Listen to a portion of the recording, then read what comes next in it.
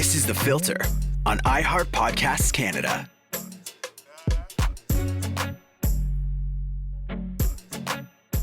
Hello, I'm Shannon. And I'm producer Jess. And we just had an interview with Alessia Cara. The lovely Alessia Cara. She's such a personality. So Obviously, sweet. voice of an angel, but she really has the personality to back it up. So it's always really fun to be able to chat with her. I don't think I've interviewed her since the beginning of the pandemic. It's been so long. Yeah, I think it was like a Zoom at home when we were all under lockdown. Yeah. But she is back with a new album, Love and Hyperbole, which I called Hyperbole on the radio, and then I got a text that was like, that's not how you say it. So I had to apologize. And It's quite the correct it. departure for her. Yeah, it is. But it also still sounds like her. Yeah. You know, like I feel like a lot of artists really try to focus on that with keeping to the sound that their fans love, but then also doing something new. And I feel like she captured that perfectly. Yeah, it really feels like her, just like a more mature Alessia. Alessia's growing up. It's also been 10 years since her song Here came out, which is Crazy. wild. I didn't get to ask her about that because we were busy talking about Christmas trees. We were talking about certain references to certain boys on her album that we get into. We did talk about COVID too, because she was supposed to host the Junos. Yeah, which is so crazy with the Junos coming up. Like, it's so weird to think about that timeline and where things were at. I know. So we're starting a campaign to get Alessia hosting the Junos next year. Look out for a petition that we'll have online at some point. But should we get into the interview? Yeah. Let's do it.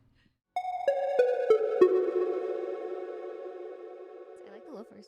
Thank you. They're like really thick, but Really? as they should be, I guess. That's good. That's good for winter. Yeah. Getting around. Dredging through the snow. Have you had like one of those slips yet this winter where you like slip and then your heart skips a beat? And then Yes. Yeah. Yes, I have. In front of people, of course. I was on the street and there's like someone walking up to me. I'm like, I did one of those. I'm like, oh, whoa. Like, what? Get a load of that pile of snow. Like trying to just like play it so that I wasn't embarrassed. But it was fine. I didn't fall, which is good. Good. Yeah. That's really great.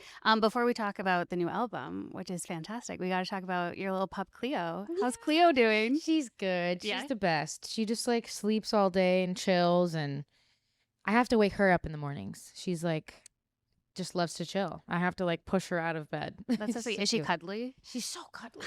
That's so It's sweet. the best. Yeah, she's the cuddliest dog. I don't know if she just naturally was or if I like trained her to be, because I am. So Right. regardless, it's wonderful. I have a cat that just like plays so hard to get. Like once in a while she'll come over and then so I'm That's such a looking for a tease. cuddly dog. You That should sounds get great. one. They're the best. Yeah, totally. So this album is fantastic. I you. surprisingly actually really loved it.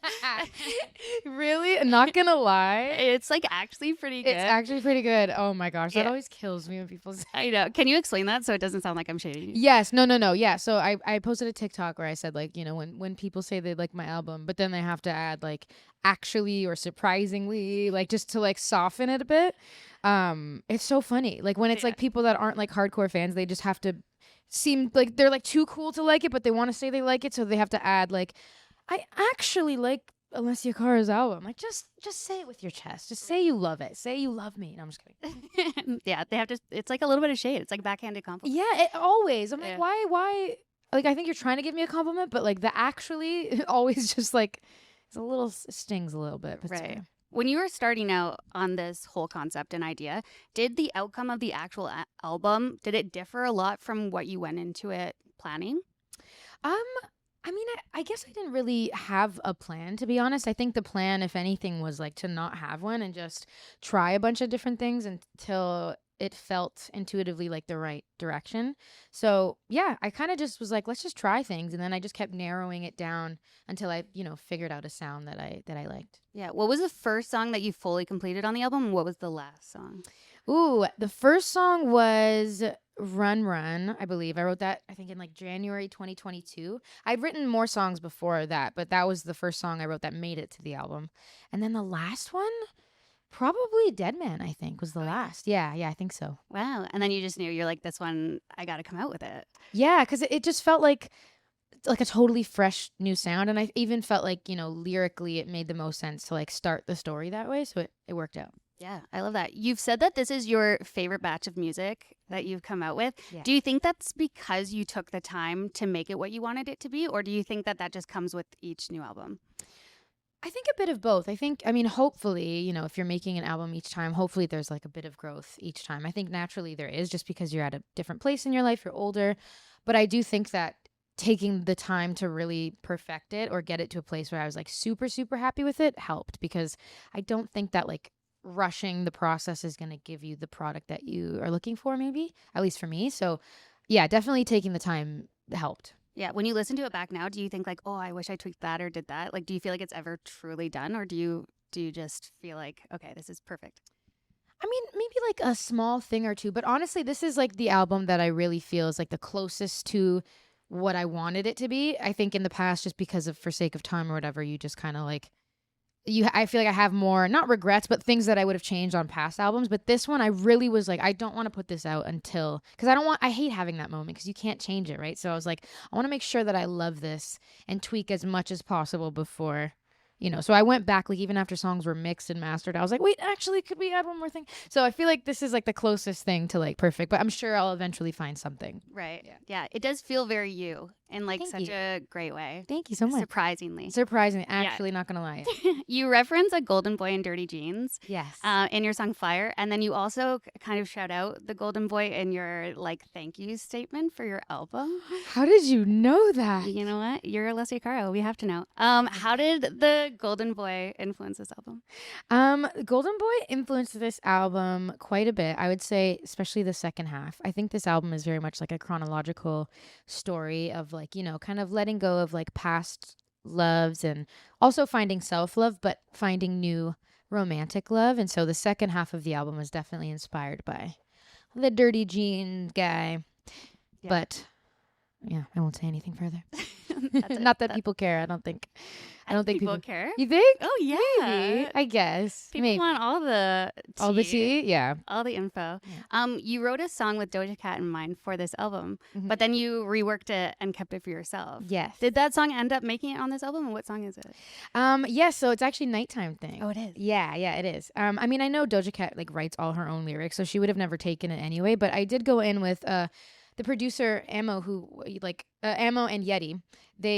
Or I think maybe just Yeti was her producer, but he did a lot of like, Say So, Kiss Me More, like when she was doing like the pop stuff. And so he played me this instrumental that felt kind of similar at the time. We since changed it to feel more like me, but when he first played it for me, it felt kind of like a Doja Cat-y vibe. So I was like, maybe I'll just write for like a pop artist and I'll just like write about, a random experience, like not even write from personal experience. And so, because I didn't think I was going to keep it.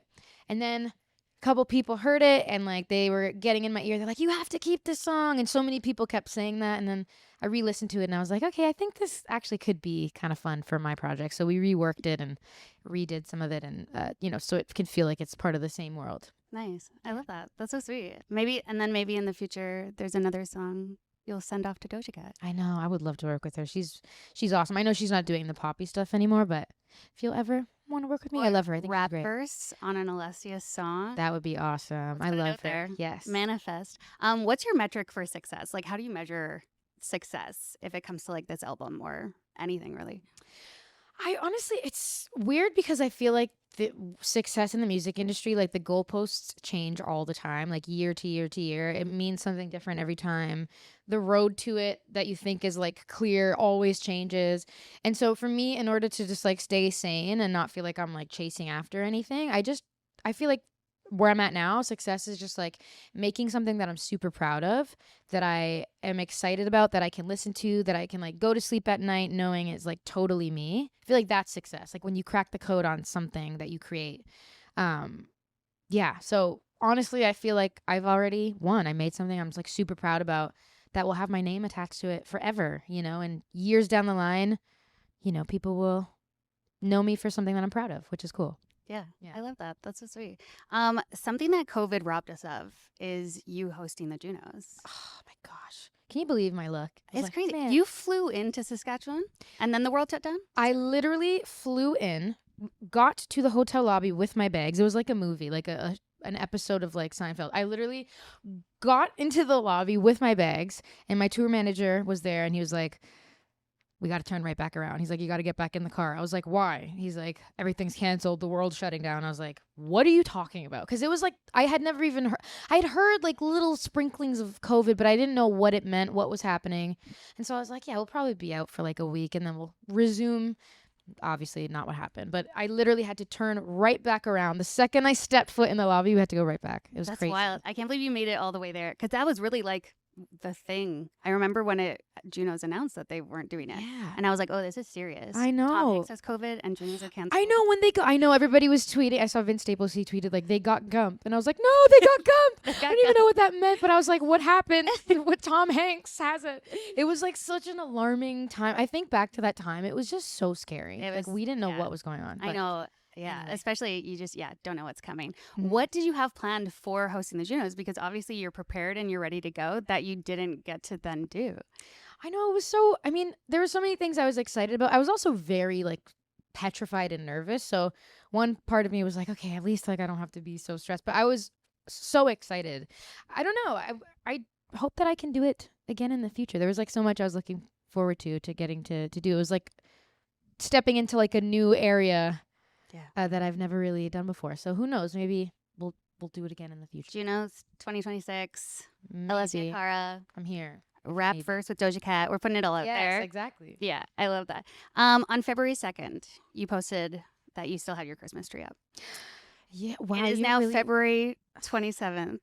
Is it 27th? Is your tree still up? Funnily enough, I just removed it like 2 days ago. So it was still up. If you would have asked me 2 days ago, the answer would have been yes. What I did do, though, maybe I shouldn't even say this because I'm going to get clowned for it, but I did figure, I'm like, well, since I'm going to put it up next year, why don't I just take it and bring it down to storage with all the ornaments intact, so that way I don't have to do it next year. So it is literally fully intact with all the ornaments. Oh, so you did that? Yeah, and I just like put it away, and I'm gonna next year it's gonna save me the hassle of having to assemble it all over again. Right. Did you saran wrap the tree to keep them yes, up? Or you yes. just okay. No, I definitely wrapped it because I'm smart. I'm very smart about it. Yeah. Didn't want it to get dusty, but I feel like it's gonna be a lot easier of a process now moving forward. Totally. Yeah, that's smart. Thank you. I feel like people will, They'll probably make fun of me for it, or they might think that I'm genius. Is it laziness? Is it a life hack? I think it's both. Yeah. You always do a really good job at staying true to yourself. Do you ever feel, I feel like with a lot of female artists, they feel this need to like reinvent themselves or like have a brand new era. Mm-hmm. Do you ever feel that pressure as a woman in the industry to do that? I mean, is it there? Yes, for sure. I think, do I let it really infiltrate my process? No. I mean, maybe sometimes I'll have the odd time where I'm like, should I? But I think for the most part, I don't know. I just feel like I have like built a career off of just being myself. And for a while, I didn't think that would ever be possible. And so now that I've seen that it is possible, I know that my listeners listen to me for me. And I don't ever want to just like reinvent and be somebody that I'm not just to like stay on top of things. I'd rather much be in the background being myself than the alternative, at least for me, just to stay sane. So I guess yes and no. Like it's definitely there, and I hate that because I don't feel like that's necessarily there for men in the industry, but I don't let it get to me at the same time. Yeah, I think that's great. Yeah, I've seen like comparisons where they'll show like a specific male artist on stage in like jeans and a t-shirt, and then they'll show like a female pop star like so glammed up. Yeah. So I do think there is a lot of like disconnect there. Oh yeah. Yeah. For sure. It's like they make you feel as a woman like there's only room for like one of you in the similar genre at a time. Whereas men, like there's so many of the same genres, so many, people kind of cross over sonically, and there's like endless room for them. But then for girls, it's like there can only be one on top. And it's like, why? Totally. Do you listen to your own music? Like, do you turn on a past record? Not past records. I will say this album I have listened to, which is like very rare for me because I don't do that. And I still definitely cringe at anything before this album for sure. Maybe in the meantime, not so much, but certainly first album I cannot listen to. And second, it's like, how, have you ever done those videos of yourself when you were like a kid, like singing when your parents weren't home or whatever? Like that's my first album, but except in front of millions of people. That's what it feels like. It's like those early stages of me singing on camera, but like that's my career. Like, it's crazy to listen to. I'm like, oh my God, I just wish I had like had the chance to like re-sing them now, you know. But you could always re-release full of Taylor Swift. Maybe, yeah, Alessia's version. I love it. That's so sweet. Thank you, Alessia, so much for being here. Always Thank such a you. pleasure. Thanks so much. Thanks for listening to The Filter, an iHeart Podcasts Canada production. Subscribe to The Filter wherever you get your podcasts.